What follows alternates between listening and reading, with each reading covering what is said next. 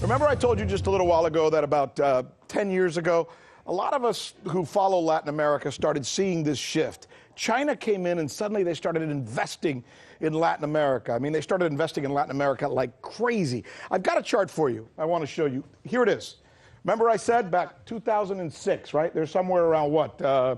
Maybe less than $10 billion. Look where they are now, right?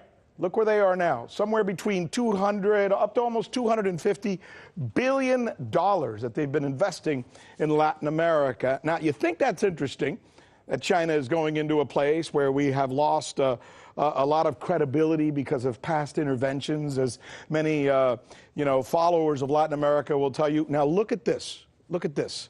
Of all the countries, right, that Latin America, that China has invested in Latin America, where have they invested the most amount of money?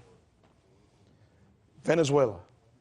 Look, it's off the charts. I mean, look at this. Look at the difference here. Look at the next closest one is what? Brazil.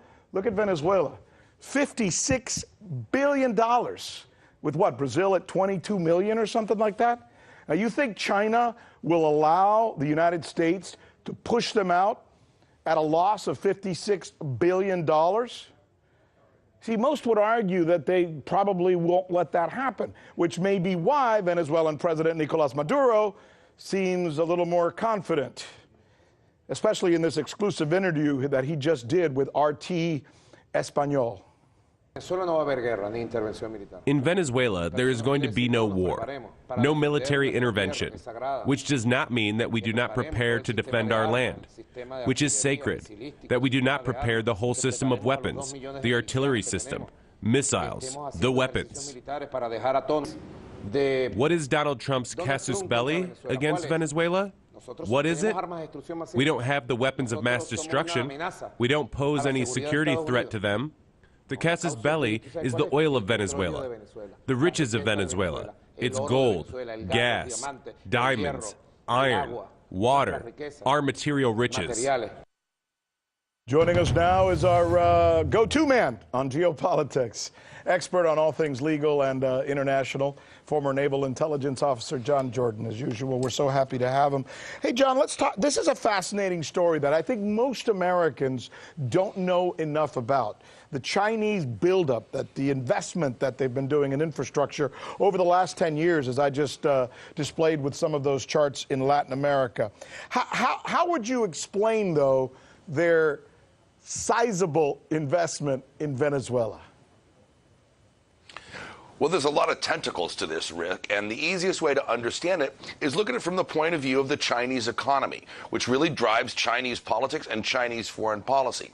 China is a country who basically imports raw materials and exports finished products at a profit. That's what China Inc. does.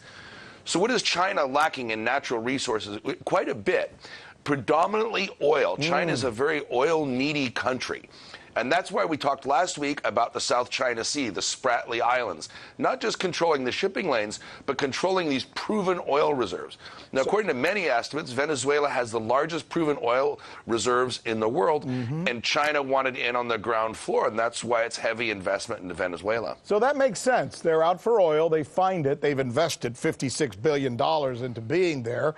See, the thing is, and I think I tried to express this at the beginning of this newscast, that usually China's not that vocal. The Russians are vocal, you know, the big bear kind of thing. Not the Chinese. They're kind of a little more understated. But yet in this case in Venezuela, they've been pretty out there, right? Why the difference? Well, the Chinese want to protect their investment, and you can tell that the Chinese already started to hedge a little bit by saying they just don't support foreign meddling, and there's a couple different ways to interpret that. The Chinese don't want to be left out in the cold in case Maduro goes, but the Chinese are squealing loudly, 56 billion decibels loud, actually. But here's the thing that I'm just wondering about, just watching this situation, and I think most of us would want to ask this question. The fact that they're pushing back on the United States. A lot of critics of the United States saying that we're essentially going in there, bigfooting the Maduro government, naming another guy as president, even though he wasn't elected, that essentially they're even calling it a coup, right? So will the U.S., if all that is true, be less apt to continue this intervention, knowing that Russia and China are now extremely vocally saying to them, butt the hell out? Well, first of all, you could question the idea. There isn't an intervention by the U.S. Every Latin American country, except for Uruguay and Cuba, have all recognized Mr. Guaido as the legitimate leader of Venezuela. In addition to the EU, there's no foreign troops on Venezuelan soil, or at least Western ones. So this really isn't an intervention. But it looks like Mr. Maduro's days are numbered. I think we're going to get to that in a second. But I wouldn't characterize this as a Western intervention. Can I interrupt you for just a minute? Because it seems foolhardy to say that all the other countries have decided that Guaido is president.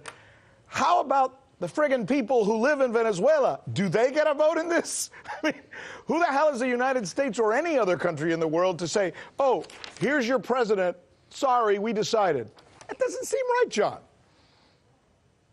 Well, the idea, everybody wants free and fair elections everywhere in the world, and certainly this would be the case in Venezuela. And that's what the EU was demanding. Was a lot of those countries demanding? Right. Let's have ourselves an election here that is free and fair. But until then, I mean, this is the Western interpretation, whether you agree with it or not, is that Mr. Guaido is the legitimate under Venezuelan law leader of Venezuela. Yeah, at least according to the United States. And the problem we have with that, of course, is that it seems the people of Venezuela don't necessarily like Maduro. They don't necessarily like Guaido. And we're not sure that either one of them is going to be able to get the job done in the future. And that's what's most perplexing about that nation. But you know what? Fascinating conversation. I always enjoy these with you. Thank you, John. We'll see you again very soon. Hey YouTube, thanks for checking out our channel. We hope you enjoyed the video. We have tons of content for you just like this. For more of RT America's one-of-a-kind news and analysis, be sure to subscribe and never stop questioning more.